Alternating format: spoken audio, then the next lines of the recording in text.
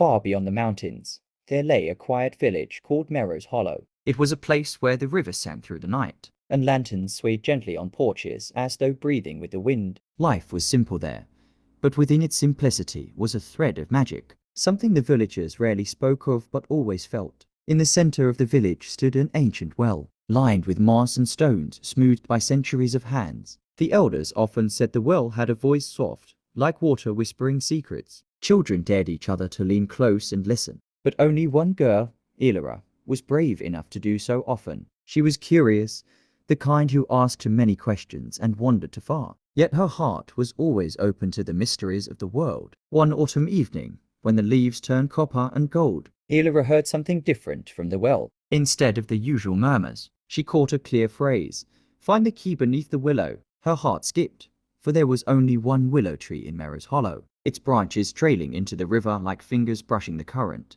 That night, with the moon spilling silver over the water, Elira slipped away from her home and knelt by the willow's roots. Her hands dug through damp earth until she uncovered a small wooden box, carved with swirling patterns. Inside was a key, old bronze, and warm to the touch as if it had been waiting for her. But keys are meant for doors, and Merrow's Hollow had no locked doors. So Elira returned to the well, clutching it tight. When she placed the key against the stone rim, the ground trembled softly. Then, with a slow grind, the well stones shifted, revealing steps spiraling down into the earth. Lantern in hand, Elira descended. The air grew cooler, filled with the scent of river water and something older, like forgotten pages of a book. At the bottom, she found not water but a hidden chamber, where walls shimmered with faint light. In the center stood a pedestal holding a book bound in leather, its cover etched with the same swirling designs as the box. When Elira touched it, the book opened on its own. Words glowed across the pages, telling her the history of Merrow's Hollow, how the well had been built not for water,